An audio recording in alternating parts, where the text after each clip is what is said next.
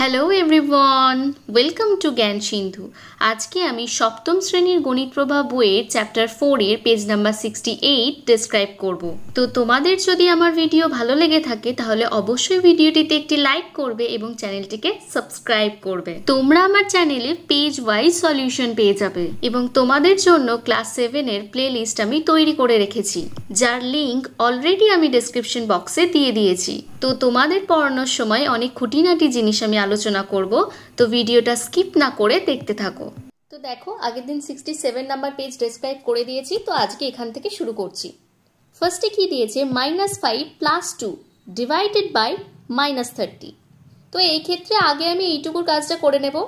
তাহলে -5 আর +2 নিয়ে হচ্ছে কত না -3, আর -30 অ্যাজ ইট ইজ বসে গেছে।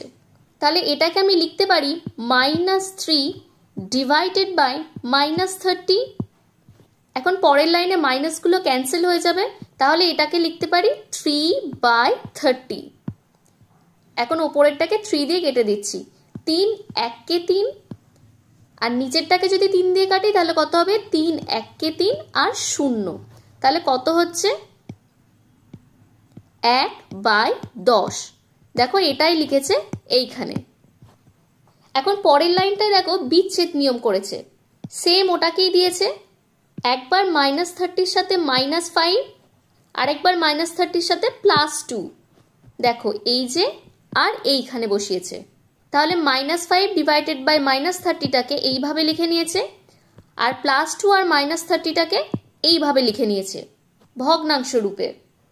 তাহলে -5 আর -30টাকে আমি একটুখানি ক্যালকুলেশনটা করে নিচ্ছি। এইটুকুটাকে লিখতে পারি 5 ডিভাইডেড বাই 30, আর 5 1 কে 5 আর 5 6 30, তাহলে এটা হলো 1/6। দেখো এইখানে বসিয়েছে। তারপরেরটা রয়েছে 2 ডিভাইডেড বাই -30, তাহলে এটাকে আমি লিখতে পারি -2 ডিভাইডেড বাই 30। তারপর এটাকে 2 দিয়ে কেটে নিচ্ছি, 2 1 কে 2 আর 2 15 30, তাহলে এটা কত হলো -1/15। দেখো এটাকেই এইখানে লিখে নিয়েছে। তাহলে এখন এইটুকুটার ক্যালকুলেশনটা বাম সাইডে করে নিচ্ছি। ভগ্নাংশের বিয়োগ করতে গেলে প্রথমে হরের লসাগু করে নিতে হয়, তাহলে 6 আর 15 লসাগুটা করে নিচ্ছি। 3 2 এ 6, 3 5 এ 15, তাহলে লসাগু হচ্ছে 3 গুণ 2 গুণ 5 সমান 30। তাহলে 6 এর সাথে কি এমন গুণ করলে 30 হবে, 5 গুণ করলে, তাহলে নিচে 5 গুণ করলাম যখন, ওপরেও 5 গুণ করব। আর 15-র সাথে কি গুণ করলে 30 হবে, 2 গুণ করলে, তাহলে নিচেতে 2 গুণ করে নিলাম, ওপরটাতেও 2 গুণ করে নিলাম। তাহলে এখন দেখো নিচেটা দুটোতেই 30 বেরিয়েছে, 6 5 এ 30 আর 15 2 এ 30, এবং ওপরে 1 গুণ 5 মানে হচ্ছে 5, যেটা এখানে লিখেছে, আর 1 গুণ 2 যেটাকে এখানে লিখেছে। তাহলে 5 - 2 কত হচ্ছে 3, সেটা এখানে বসিয়েছে, আর এই 30টা বসিয়েছে এখানে। ভগ্নাংশের কিভাবে যোগ ভাগ গুণ বিয়োগ করতে হয় এই সমস্ত বিষয় সম্পর্কে আলোচনা করার জন্য আমি একটা ভিডিও তৈরি করব। তো যখন আমি অ্যাভেলেবেল করব তখন আমি ডেসক্রিপশন বক্সে তার লিঙ্ক প্রোভাইড করে দেব।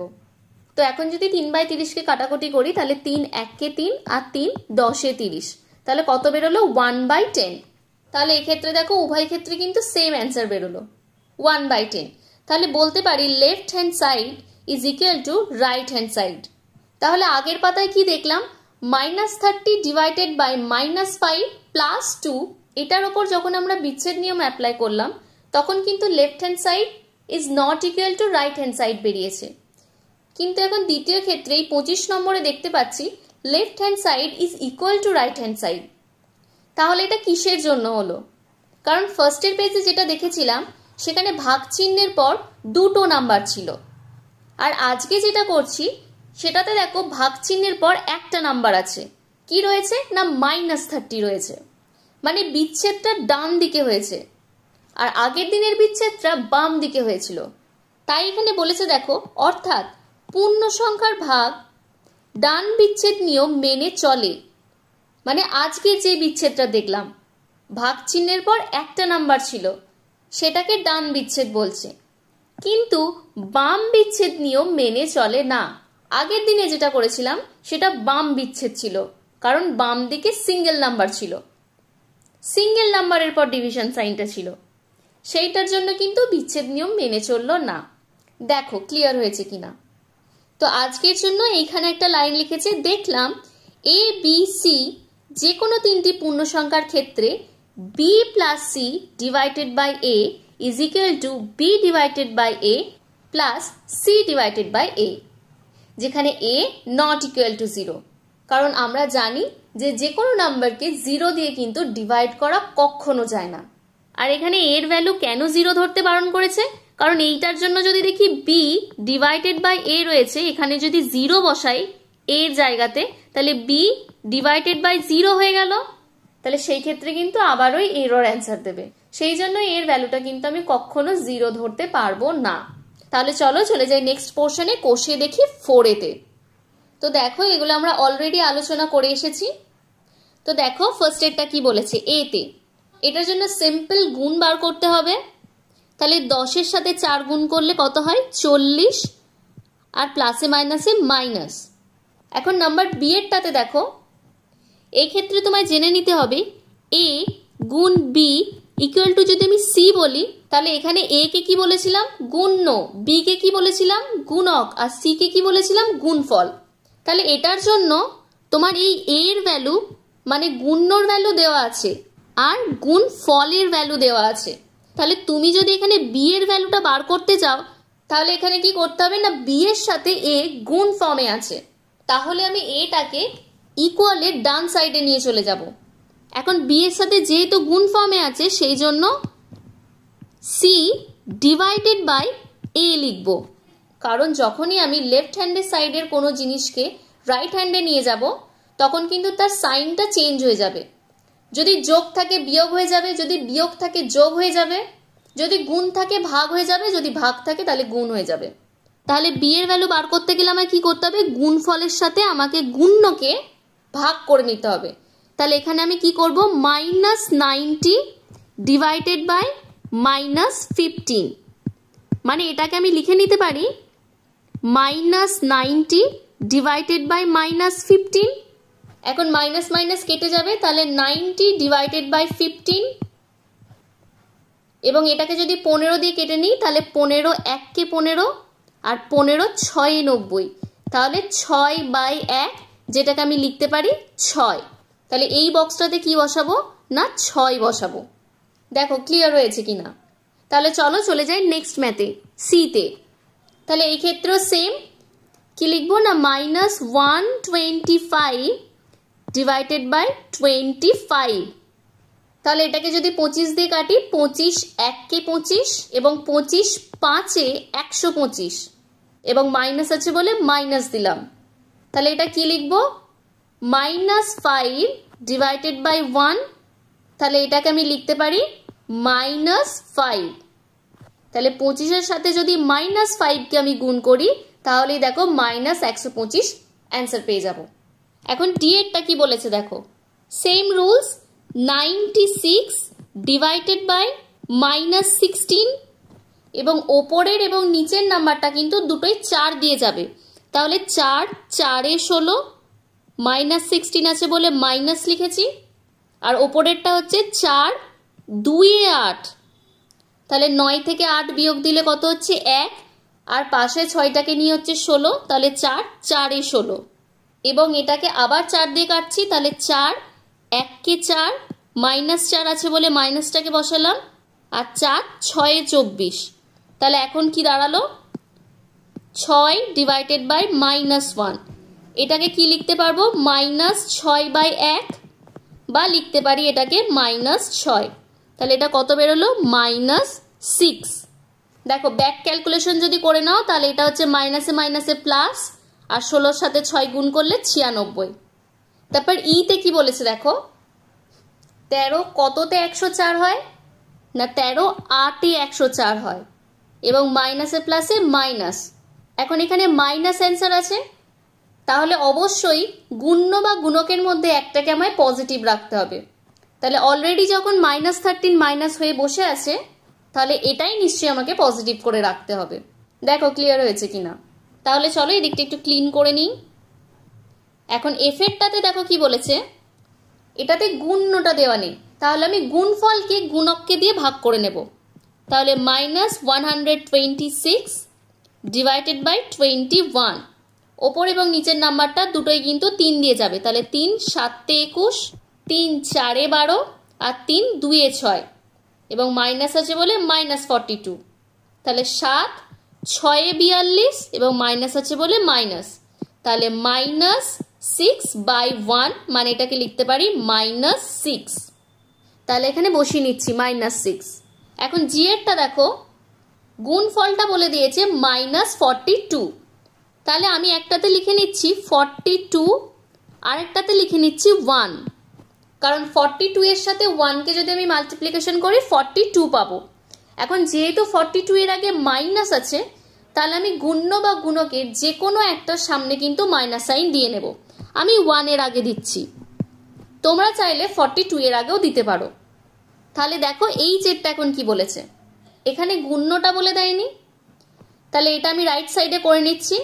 330 ডিভাইডেড বাই -30, তাহলে ওপরে 0 আর নিচের 0 কেটে গেল, তাহলে 3 1 কে 3 মাইনাস আছে বলে মাইনাস এবং 3 11 33, তাহলে এটা হচ্ছে 11 ডিভাইডেড বাই -1, এটাকে আমি লিখতে পারি -11।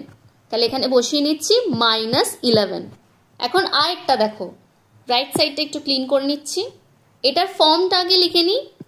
a divided by b is equal to c।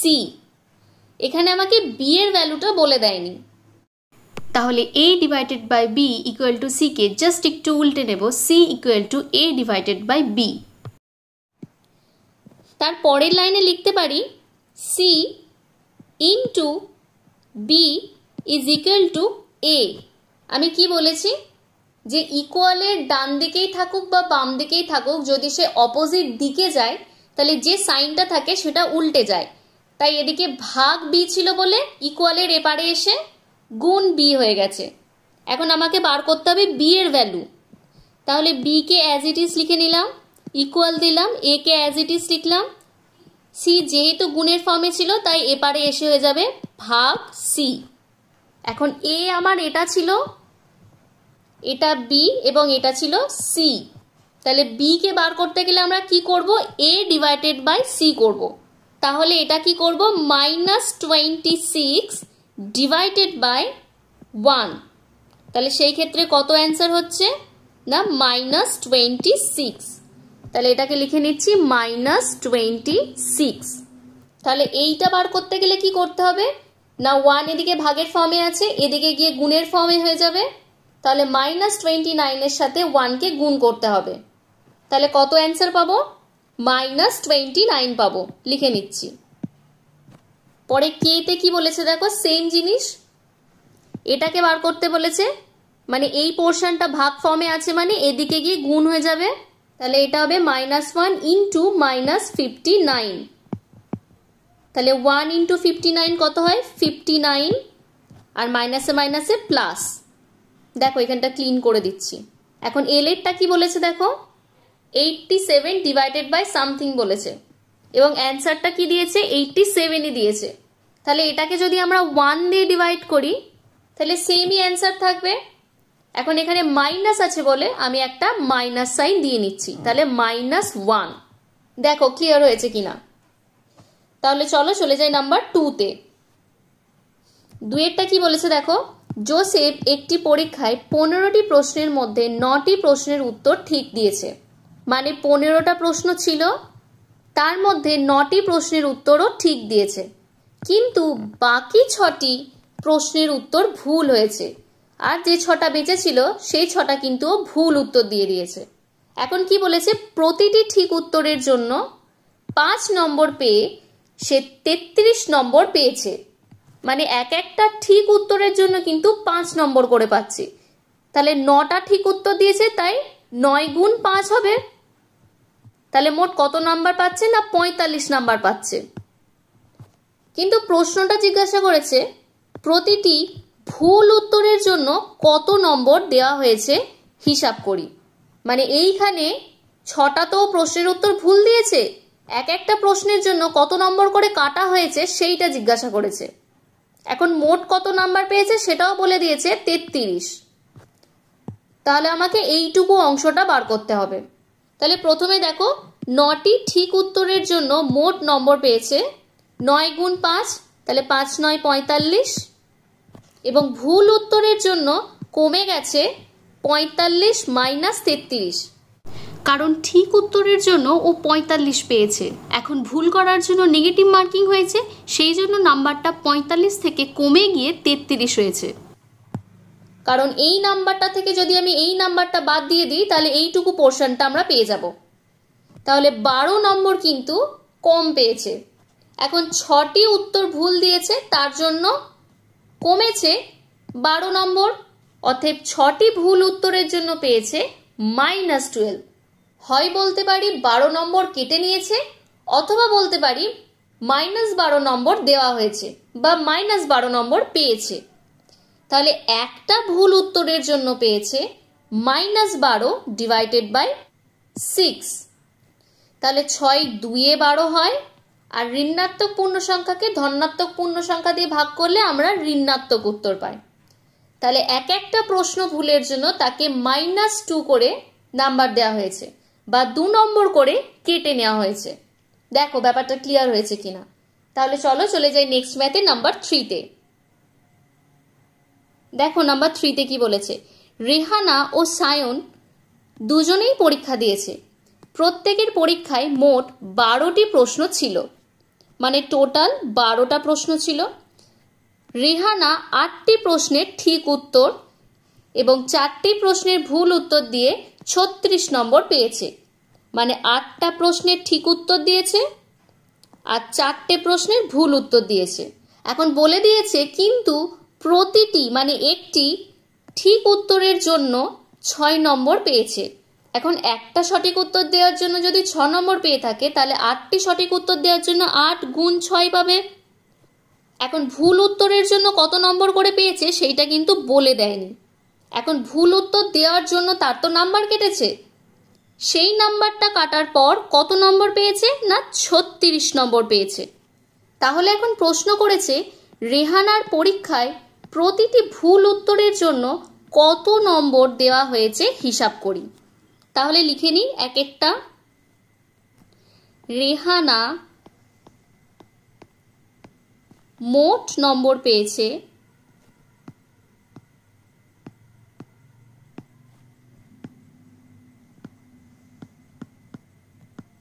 36।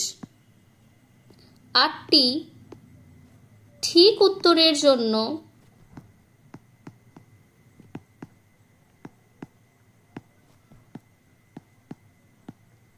পেয়েছে 8 গুণ 6 সমান 48। ভুল উত্তরের জন্য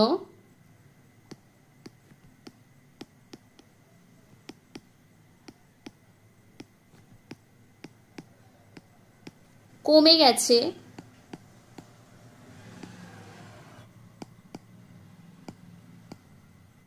48 মাইনাস 36 সমান 12 নম্বর। এখন সায়ন কতগুলো ভুল উত্তর দিয়েছিল? 4টে ভুল উত্তর দিয়েছিল। অতএব 4টি ভুল উত্তরের জন্য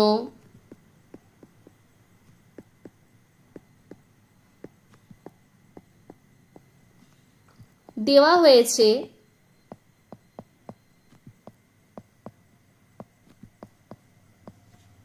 -12 নম্বর।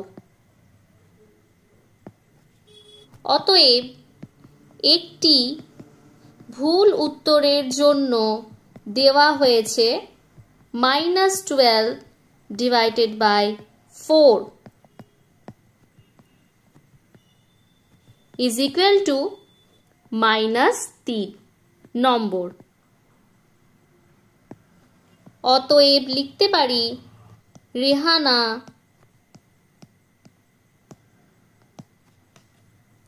পরীক্ষায় ভুল উত্তরের জন্য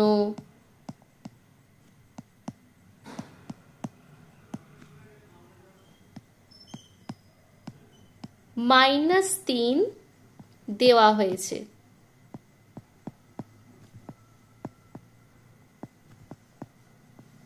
এখানে প্রতিটি ওয়ার্ডটা হবে, মানে প্রতিটি ভুল উত্তরের জন্য -3 করে দেওয়া হয়েছে। দেখো ক্লিয়ার হয়েছে কিনা। তাহলে চলো চলে যাই নাম্বার 2-তে। সায়ন 6টি প্রশ্নের ঠিক উত্তর এবং বাকি 6টি প্রশ্নের ভুল উত্তর দিয়ে মোট কত নম্বর পেয়েছে হিসাব করি। মানে টোটাল 12টা ছিল প্রশ্ন, তার মধ্যে 6টা ঠিক দিয়েছে এবং 6টা ভুল দিয়েছে, এবং একটা ঠিক উত্তর দিলে কত নম্বর করে পাবে বলেছে না 6 নম্বর করে পাবে। তাই 6টা ঠিক উত্তর দেওয়ার জন্য 6 গুণ 6 নম্বর কিন্তু পেয়েছে। এখন এক একটা প্রশ্নের উত্তর ভুল দেওয়ার জন্য -3 করে পেয়েছে, যেটা আমরা 1 নম্বরে বার করে নিয়েছি। তাহলে 6টা প্রশ্নের উত্তর ভুল দেওয়ার জন্য 6 গুণ -3 নম্বর কিন্তু পাবে। তাহলে প্রশ্ন করেছে মোট কত নম্বর পেয়েছে হিসাব করি। তাহলে চলো করে নিই। সায়ন ঠিক উত্তরের জন্য পাবে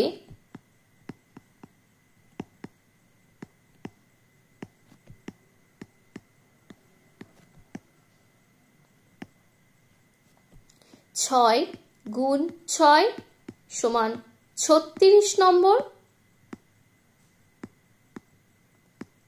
এবং সায়ন ভুল উত্তরের জন্য পাবে 6 গুণ -3 নম্বর সমান 18 নম্বর, মানে -18 নম্বর। অতএব সায়ন মোট নম্বর পাবে